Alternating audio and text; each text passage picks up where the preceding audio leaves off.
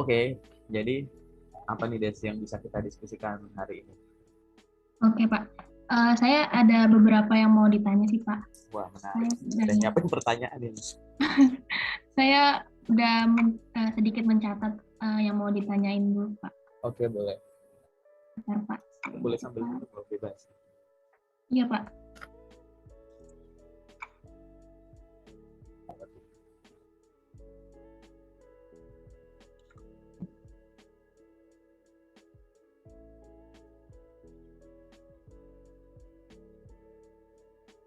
Loading, berarti lagi buka file.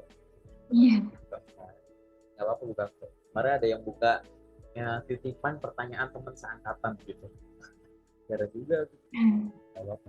Boleh. Bebas. Bentar, Pak. Oke. Eh, saya kan di sini fresh graduate ya, Pak ya. Nah, eh, saya tuh ini sih, Pak, kayak mengirim email. Fresh graduate itu mengirim email jarang mendapatkan balasan atau panggilan dari perusahaan gitu, Pak. Jadi saya juga bingung untuk mengirim emailnya itu dalam versi CV ATS ataupun CV uh, apa CV Yang kreatif desain gitu, Pak. kreatif ya. Oke, Nah, terus? itu yang pertama.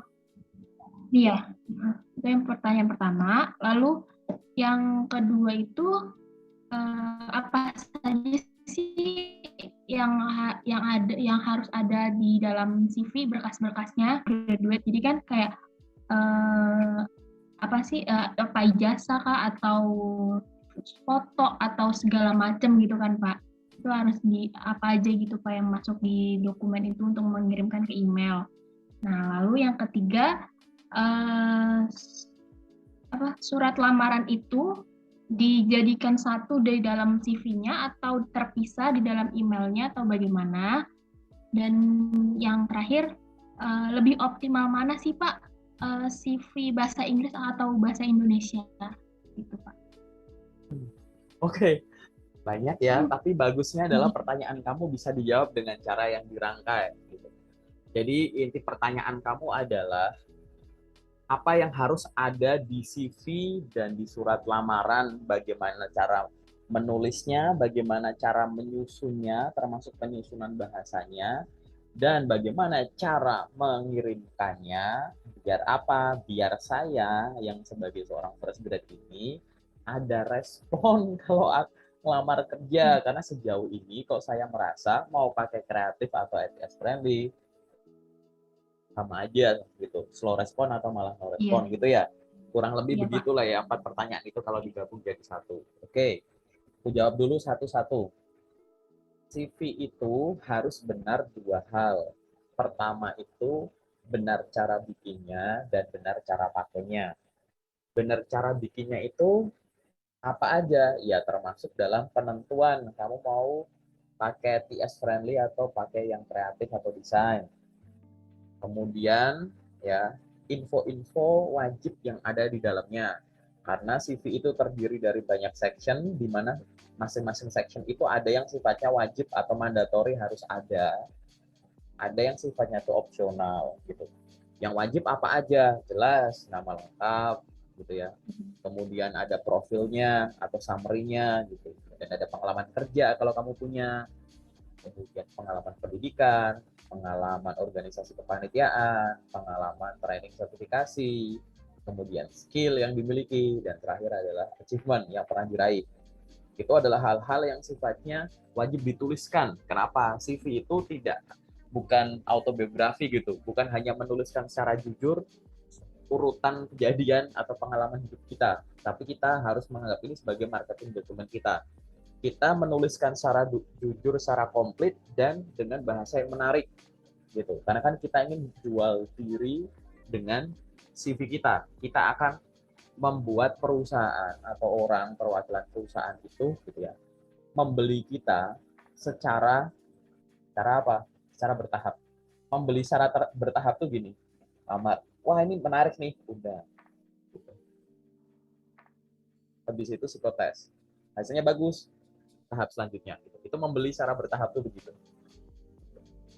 Jadi digali gitu. Nah, pada saat kita menuliskan itu ya, benar cara bikinnya itu ya tadi itu udah penentuan jenis CV-nya apa, kemudian setelah itu informasi yang penting tadi apa gitu. Ada info-info yang sifatnya opsional, misalnya kayak foto, moto hidup, terus apa lagi, kontak referensi, hobi gitu.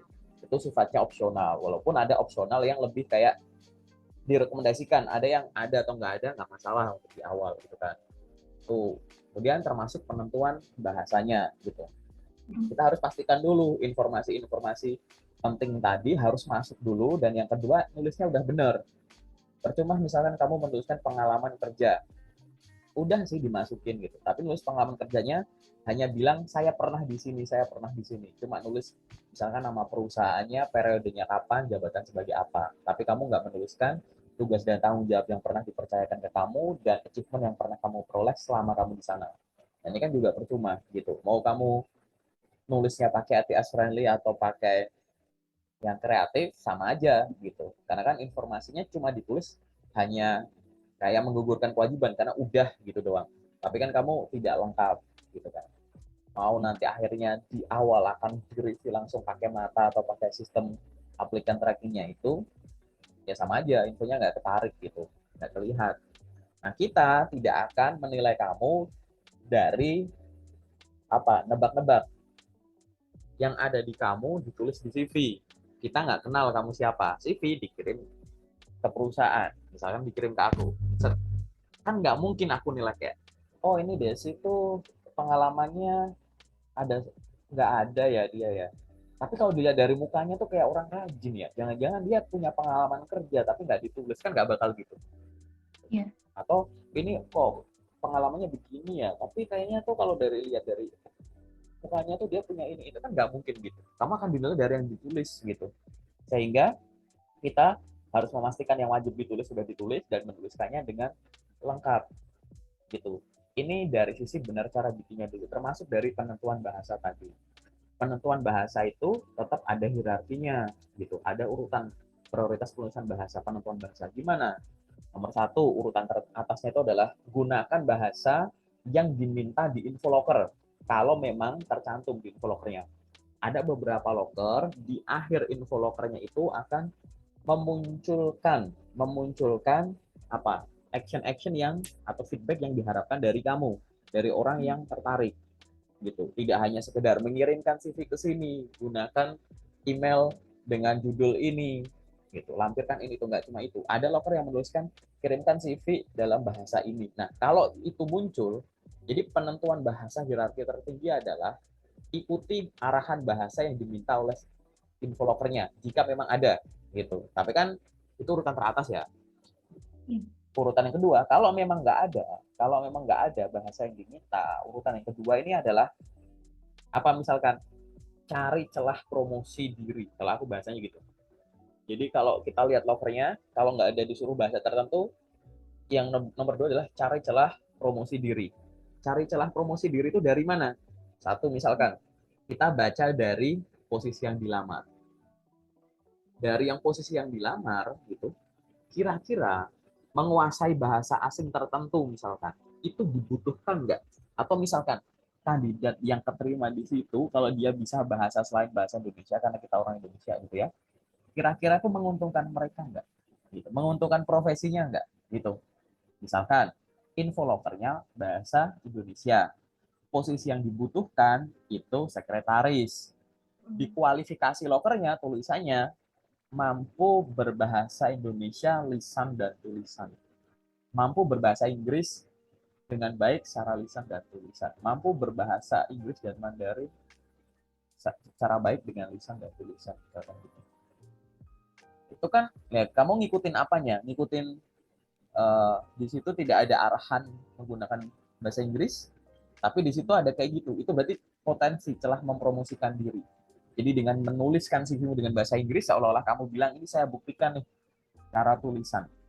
Panggil saya biar saya bisa mempromosikan kalau saya secara lisan juga bagus gitu. Seolah-olah kamu kan memamerkan diri kayak gitu. Itu adalah cara yang nomor dua. Cari celah promosi diri, atau cari promosi diri itu celahnya tuh misalkan, apalagi misalkan ya selain penggunaan bahasa tadi, kita juga bisa riset dari dari profesi ya, dari jabatan yang dibuka, kemudian ada kualifikasi yang diminta gitu kan. Kita melihat celah di situ. Atau kita lihat celahnya itu dari sisi perusahaannya. Misal, ini tuh perusahaan yang global player gitu, multinasional, ada di banyak negara gitu kan. Atau mungkin produk-produknya juga impor ekspor gitu, udah kesana kemari lintas negara gitu. Mungkin kamu akan berinteraksi dengan tim-tim dari luar Indonesia. Mungkin kamu punya atasan-atasan dari luar Indonesia. Mungkin ada komunikasi-komunikasi entah secara email, secara telepon, secara Zoom gitu ya, menggunakan bahasa non-Indonesia. Nah, berarti kan ini kan celah promosi juga. Nah, tinggal Ya. ditandain. Kira-kira bakal pakai bahasa apa gitu.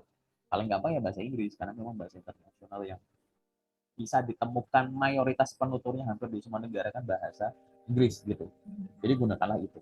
Kalau memang poin nomor 2 ini nggak ada celah ini gitu ya. Yang nomor 3 adalah gunakan bahasa yang sama seperti infoloker. Itu adalah cara amannya.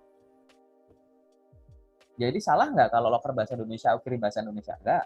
Loker bahasa Jepang dilamar pakai bahasa Jepang? Enggak. Gitu. Loker bahasa Indonesia kirim pakai bahasa Indonesia? Enggak. Tapi kalau loker bahasa Indonesia, ya, kemudian kamu kirim pakai bahasa Indonesia, boleh. Tapi di dalamnya sebenarnya ada celah kamu untuk promosi, gitu. Tapi tidak kamu optimalkan hanya karena ragu, karena takut nanti kalau pakai bahasa Inggris ntar diundang tes nanti pakai bahasa Inggris lagi interview misalkan gitu. Ya balik lagi, kalau ada orang yang kualifikasinya setara gitu ya, dia akan kemungkinan bisa kita tebak ya akan kelihatan lebih menarik gitu. Walaupun ini balik lagi masing-masing perusahaan bisa beda pertimbangannya. Cuman kan kita lebih ke optimasi gitu ya, Des ya. Iya, Pak. Jadi ke arah sana. Nah, pada saat ini semua sudah kamu lakukan, ini kita artinya sudah membuat CV dengan benar. Tadi kan aku bilang ada dua, CV harus benar cara bikinnya dan cara pakainya. Nah, Ya. CV harus benar. Setelah benar, CV, jadi ini bahasanya gini, kita punya kemampuan, kita punya pengalaman. Ya, CV itu duplikat diri. Oke, pengalaman profesional kita, pendidikan, kerja dan lain-lain kita tulis di CV. Kita copy paste ke sini. Nah, CV ini akhirnya kita pakai di banyak channel, banyak platform gitu kan. Kirim lewat email, lewat Jobstreet, lewat Ya. LinkedIn, lewat Glip, lewat website gitu-gitu. Oke. Yang artinya apa? Benar cara pakainya itu adalah kita harus memastikan memakai CV di masing-masing jalur ini tuh kita paham caranya. Gitu. Benar, lewat email misalkan, kirim lamaran via email, kita harus paham menulis email itu harus gimana, mulai dari judul, body, dan lampiran-lampirannya. Ada respon feedback dari mereka itu gimana cara ngeresponnya, feedbacknya kalau pemberitahuan kamu lolos ke tahap selanjutnya harus gimana, feedbacknya kalau penolakan dari mereka gimana, kalau nggak ada feedback gimana gitu. Itu benar. Tapi banyak orang biasanya celahnya di sini adalah mendefinisikan bener cara pakai itu aku tahu cara pakainya doang. Padahal nggak cuma itu. Kalau email mungkin sesederhana itu.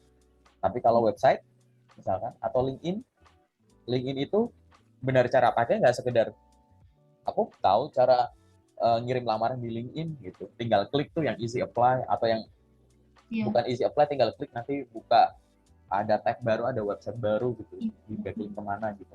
Nah sekedar itu, benar cara pakai di LinkedIn itu mulai dari bikin akun LinkedIn, kemudian ngelengkapin profilnya, kemudian ngelengkapin aktivitas hariannya, baru kamu ngomongin lamar-lamar kerja. Nggak akan berguna gitu. Kamu bikin akun LinkedIn, diisi secukupnya, tiba-tiba lah, langsung digunain untuk nyari kerja. Ya percuma gitu. Nggak kayak gitu, itu nggak optimal nanti hasilnya gitu kan. Nah ini kamu harus pastikan nih cara pakai ini. Nah tadi balik lagi CV itu harus benar cara bikinnya dan cara pakainya.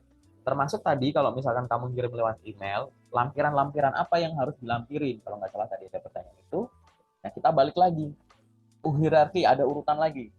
Yang harus dilampirkan urutan teratas adalah gitu ya. Urutan teratas itu adalah pastikan lokernya real dulu, valid dulu, bukan loker palsu, gitu. Jelas itu. Gitu. Oke, kalau kualifikasi sesuai ya itu pasti otomatis lah ya dari kamu. Tapi kalau dari aku lebih itu dulu. Walaupun tadi aku nggak aku sebut, berarti kan yang kamu lamar kan yang sesuai gitu. Pastikan ini loker valid dulu. Jangan kebalik, jangan ngirim lamaran, baru nanti kalau ada panggilan baru cek. Ah ini asli nggak ya? Gitu, kebalik. Gitu. Oke. Nah setelah itu kalimatnya gini, lampirkan dokumen sesuai yang diminta. Kalau dia mintanya detail ya udah. Jadi jika di info locker, beberapa locker itu ada yang langsung mintanya detail itu, ya udah kirimin sesuai yang diminta. Beberapa locker ada yang minta dokumen pribadi di awal tuh ada. Nggak banyak sih, gitu. Tapi ada, gitu. Kalau mintanya di awal itu detail, ikutin aja. Tapi yang ingat, kamu udah ngecek itu lockernya valid. Oke. Kalau nomor dua, kalau yang diminta itu dokumennya itu kayak multitafsir gitu ya. Misalkan, silahkan kirimkan CV dan dokumen lain ke email ini. Kita nggak tahu tuh artinya apa, gitu kan.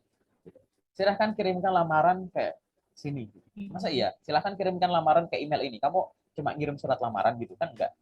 Gitu. Gitu kan. Jadi kita harus pahami juga gitu ya. Silahkan kirimkan CV ke sini. Tidak cuma CV, silahkan kirimkan lamaran ya cuma kirim surat lamaran. Nah, untuk tadi ya arahan-arahan di email yang kurang jelas tadi, ada beberapa dokumen yang bisa kamu lampirkan. Ada beberapa option lah gitu. Aku nggak bilang wajib ya. Misalkan lamaran atau resume boleh ya, lamaran, CV, ijazah, transkrip, minimal itu boleh. Ada yang ngirimnya lamaran, CV, ijazah, transkrip sama sertifikat-sertifikat, boleh. Ada yang ngirimnya lamaran, CV, portofolio, boleh gitu. Ini aku ngomongnya konteksnya di email ya, karena email ini kan lebih longgar gitu kan, gitu. Nggak yang ada batasan terlalu ini. Paling batasannya yang harus dicek ya tadi, cek nama filenya di rename, filenya yang dikirim itu udah jelas dan terbaca, kemudian ukuran berapa megabyte-nya itu juga ngikutin, tipe dokumennya mungkin kalau diarahin ya ikutin, kalau nggak ada ya pakai PDF aja, satu file PDF yang terdiri dari banyak halaman. Terus surat lamaran gimana? Nah ini aku jelasin dulu ya. Body email itu wajib diisi. Ingat satu itu, body email itu wajib diisi gitu ya. Oke, body email wajib Iya, diisi. Pak. Ya. Nah, body email itu boleh sama atau mirip dengan surat lamaran. Yang artinya apa? Kalau body email itu udah ada dalam tanda kutip surat lamaranmu, yang di-attach, yang dilampirin itu nggak ada, nggak apa-apa. Kalau body email itu udah ada surat lamaran, yang di-attach juga di depan kamu kasih surat lamaran, double, itu juga nggak apa-apa. Tapi kalau yang di-attach itu ada body email kosong, itu jangan. Jelas salah gitu. Jadi intinya apa? Mau keduplikat atau nggak masalah. Surat lamaran di body ada, di ini ada, nggak apa-apa. Ya nggak masalah kayak gitu. Oke. Nah, tadi balik lagi, CV itu harus benar bikinnya dan cara pakainya. Oke. Bikin dan cara pakai. Banyak orang itu salah satunya atau keduanya. Salah di sini itu yang aku pernah temuin itu bukan yang salah fatal gitu, enggak ya. Kayak yang kurang komplit aja. Ada orang yang benar cara bikinnya, tapi cara pakainya nggak benar gitu. Dia tahu cara bikin CV dan lain-lain, tapi cara pakainya nggak benar. Tadi misalkan, ngelamar lewat website, kadang website kan suka disuruh bikin akun dulu baru kirim. Bikin akun tuh ya yang penting ada akun terus kirim aja, kita nggak ngisi profilnya. LinkedIn juga gitu, bener cuma bikin akun secukupnya gitu kan, terus apply ke sana kemari, ya gimana bisa dipanggil gitu, gitu kan. Itu bener cara bikinnya tapi cara pakainya nggak bener gitu. Atau yang kedua, cara pakainya bener, cara bikinnya yang salah. Jadi dia tahu cara ngirim lamaran di banyak channel ini gimana, tapi misalkan CV-nya acak-acakan, informasi penting nggak ada gitu, ya kan. Terus apalagi banyak typo, tetap nekat dikirim gitu. Apalagi misalkan nulis seadanya, secukupnya kayak gitu. Jadi cara bikinnya aja masih belum komplit gitu, belum bener gitu kan. Ya itu juga nggak optimal, apalagi cara bikinnya masih ada kekurangan, cara pakainya juga ada kekurangan. Nah ini yang jadi hambatan nantinya gitu. Cara pakai itu macam-macam tadi ya. Pastikan kamu tahu cara makainya ini semua, terus gimana, terus frekuensinya berapa. Harus rutin tuh tiap hari kirim lamaran gitu. Gitu. Terus habis itu berapa banyak lamaran per harinya gitu. Rutin nggak kamu? Dievaluasi lagi nggak gitu. Jangan-jangan hari ini kirim 20, besok 2, besok 0, besok 5, besok 10 gitu-gitu. Jangan-jangan kamu masih tipe yang kirim lamaran cuma pagi sampai sore di jam kerja gitu. Di luar itu nggak berani gitu-gitu. Ya hal-hal semacam ini gitu ya. Nanti akhirnya bikin apa? Ya tadi panggilannya itu responnya itu kurang optimal. Karena di sini tuh semuanya tuh bersaing gitu. Persaingan apa? Ada yang persaingan hebat-hebatan, pinter-pinteran, banyak-banyakan pengalaman. Ada yang persaingannya itu cepet-cepetan gitu. Begitu dapat locker, kirim. Locker cocok, kirim gitu. Gercep gitu. Itu persaingan juga tuh. Persaingan dapetin info sama persaingan kirim lamaran gitu. Nah, orang yang nggak bisa kirim lamaran secara rutin, nggak tiap hari buka ini, pasti di cepet-cepetan kalah gitu. Karena ada hari dia nggak buka, di hari itu jangan-jangan ada locker yang dia pengen gitu dan sesuai gitu. Jadi ada yang hebat-hebatan, ada yang cepet-cepetan, ada yang apalagi banyak-banyakan gitu. Teman-teman di grup locker, termasuk ada di kamu gitu ya, semua grup gitu ya, semua grup yang pernah aku tanya-tanyain, aku cuplikin rata-rata bisa 20 sampai 30 gitu per hari. Kamu berapa per hari? Gitu. Kok banyak Sama sih? sih Pak. Kok bisa kenapa? Enggak, saya menjawab tadi Bapak. Berapa? Bisa masuk ke range itu enggak atau lebih kurang ya, enggak masalah, enggak ada batasan. 20 sih Nyampe kan? Pak. Ya gitu. Ya Dalam udah nggak apa-apa kalau kamu memang nyampe segitu ya itu wajar. hari.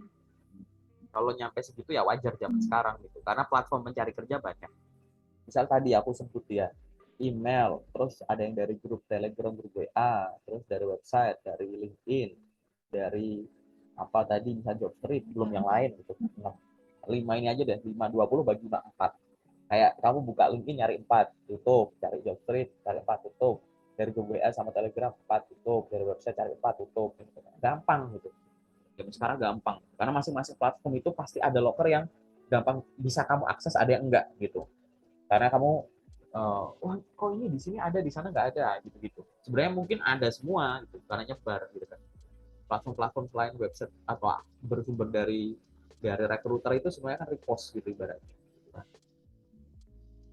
Bukan yang real itu ya dari perusahaan, dari official websitenya atau official account sosial medianya atau dari recruiternya. Tapi kalau udah keluar dari situ, termasuk nanti masuk ke grup WA aku atau itu kan banyak kayak share repost gitu kan.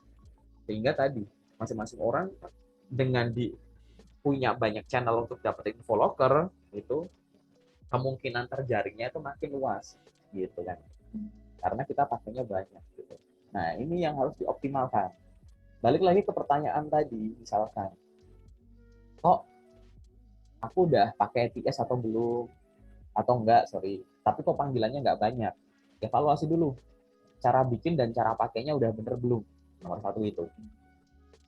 Nomor dua yang biasa aku bilang, pekerjaan itu bisa datang pakai dua cara, melamar atau ditawarin.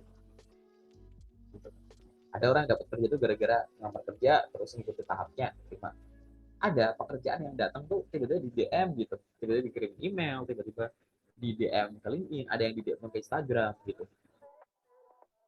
Nah, karena kita nggak tahu yang datang ke kita itu yang lamar atau yang ditawari, maka kita gunakan dua hal ini. Apa itu? Satu, yang aktif melamar, ya kan? Melamar ini memberitahu perusahaan secara langsung. Ada orang sehebat saya yang melamar.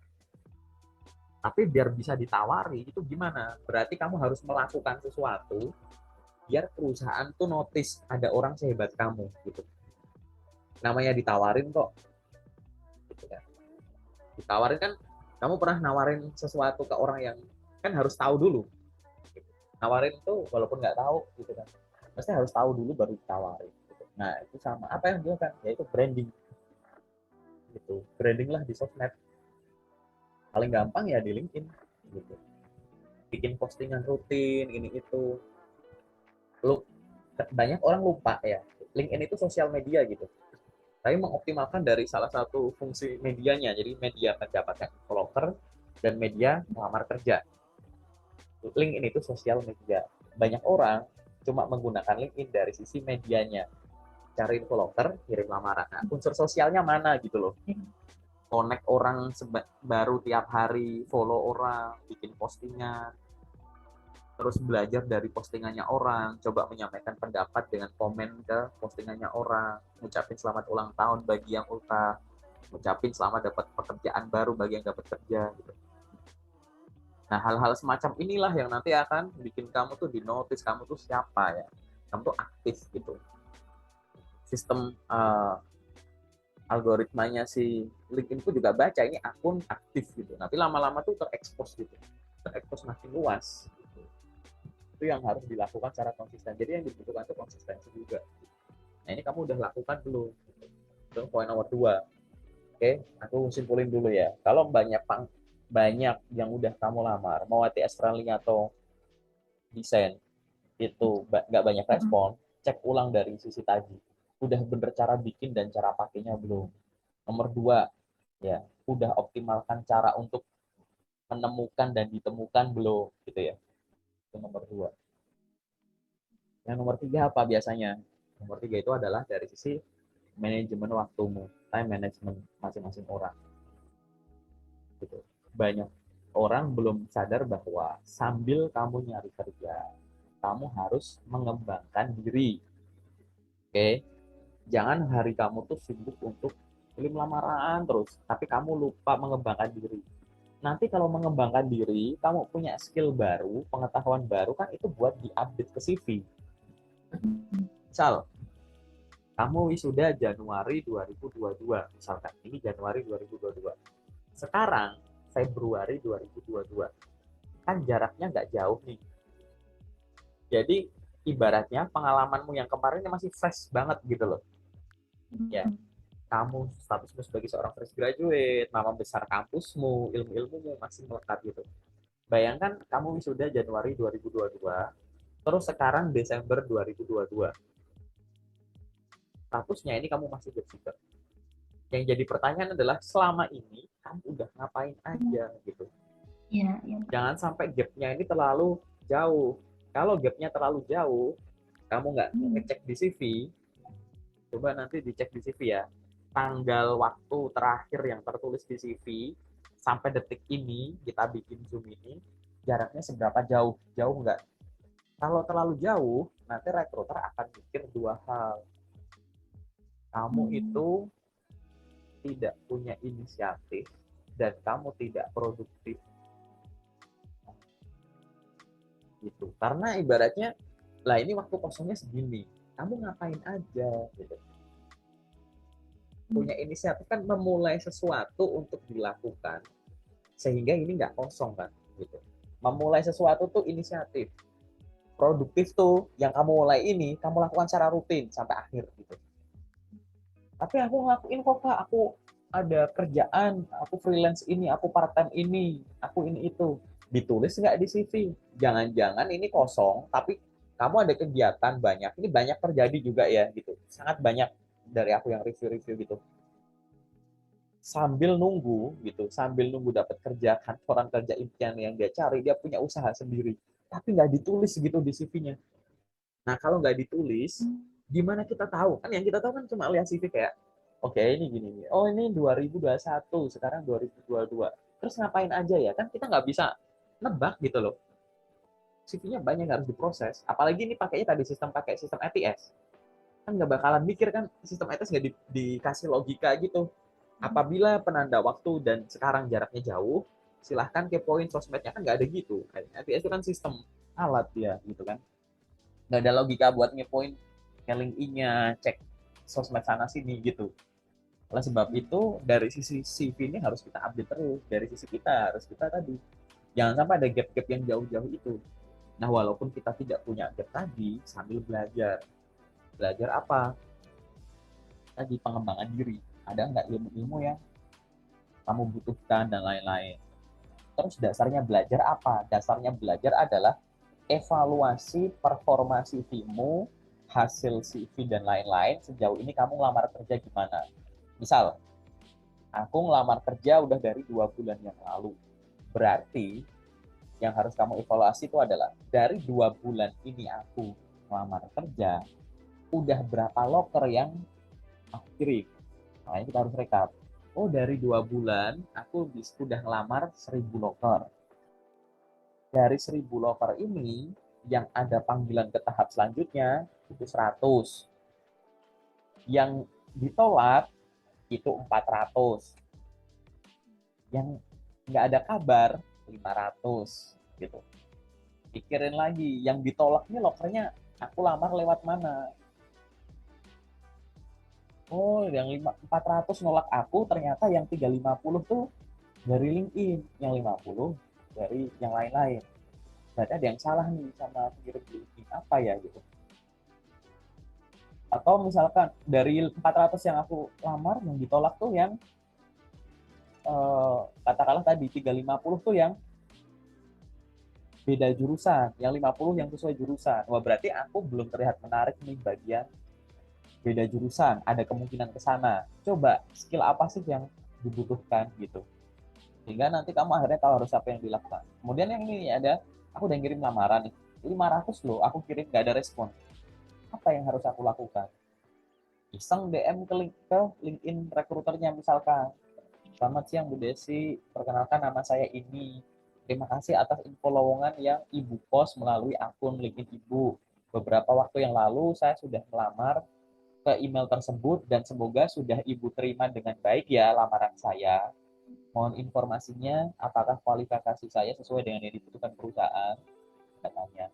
Apabila Ibu membutuhkan informasi detail terkait kualifikasi saya, silahkan dapat menghubungi akun LinkedIn saya atau menghubungi saya di nomor WhatsApp atau email ini. Terima kasih atas informasi yang diberikan. Sukses selalu dan salam kenal. Kirim gitu. Udah sok kenal aja begitu sama rekruter. Itu malah awalnya sok kenal malah jadi kenal beneran gitu. Nah, hal-hal semacam ini yang nggak dilakuin sama teman-teman yang nanya pertanyaan kayak kamu. Dan itu yang nggak aku lakuin juga waktu aku jadi fresh grad, karena nggak ada yang ngajarin. Gitu. Dulu orang yang main LinkedIn cuma sedikit. Aku main LinkedIn sejak jadi mahasiswa baru. Tapi dulu orang Indonesia yang main LinkedIn tuh di awal-awal cuma dikit. Aku pernah ada di momen dimana nggak ada satupun orang di LinkedIn, bahkan orang Indonesia, yang posting pakai bahasa Indonesia. Aku dulu mikir LinkedIn itu platform belajar bahasa Inggris, serius. Jadi itu kayak sosmed bahasa Inggris gitu. Karena orang Indonesia cuma dikit, dan yang posting pakai bahasa Indonesia tuh nggak ada, aku nggak nemuin. Gitu. Aku pernah ada di momen itu, entah memang nggak ada, atau memang waktu itu karena akunku baru gitu. Aku main LinkedIn dari 2010. Gitu. Nggak ada yang pakai posting bahasa Indonesia. Itu lingkaran ungu, lingkaran hijau itu nggak ada. Itu baru itu. Nggak ada. Makin kesini, dulu tuh nggak, lupa ya, dulu tuh kayak nggak ada yang share locker kayak sekarang gitu, nggak ada. Begitu mulai ramai share locker, aku ikutan share locker. Oh, ini menarik nih, ada share locker di sini. Itu perkembangannya. Jadi ibaratnya itu yang harus kamu lakukan, dioptimalkan. Nah, aku nggak tahu nih di kamu di sisi mananya. Cuman karena ini sesi general, aku sampaikan hal yang general barusan untuk menjawab langsung semua pertanyaan kamu yang 4 tadi. Nah, dari 4 pertanyaan kamu tadi terkait dengan CV kok aku ganti-ganti, kok nggak ada panggilan, kemudian penentuan bahasa, kemudian penentuan surat lamaran itu bagaimana gitu. Iya. Itu udah kejawab semua belum yang hal-hal yang tadi kamu tanya? Udah sih Pak. Saya mau menanyakan lagi sih Pak. Apa Kayak tuh? kan saya kan udah wisuda bulan Februari, ya kan Pak. Nah sampai sekarang tuh masih jadi job seeker. Nah tapi saya ada kegiatannya saya juga berjualan gitu Pak. Nah itu dimasukinnya di dalam CV itu seperti apa ya Pak? Pengalaman kerja yang bisa ditulis di CV itu bisa kayak kerja kantoran, misal pegawai tetap, pegawai kontrak, begitupun kayak daily worker gitu ya. Terus apalagi itu pokoknya yang freelance, part-time, entrepreneur, paid internship, unpaid internship, asisten dosen, itu pengalaman-pengalaman kerja yang bisa dimasukkan ke CV. Kamu bisa nuliskannya di situ apa? Misalkan kayak kamu jualan, ya udah tulis aja gitu. entrepreneur dalam kurung Februari 2000 sekian sampai strip sekarang. Bawahnya tuh apa? Seller, garis miring, shop owner gitu. Owner apa shop gitu misalkan. Terus kasih job desk. Menjual produk, misalkan, menjual produk hijab merek brand ini di marketplace apa gitu. Membuat konten harian yang diupload ke sosial media, melakukan ini kayak gitu. Tetap ditulis gitu ya. Mantap, Pak. Udah cukup jelas ya? Tetap ditulis ya. Jelas, Pak. Oke.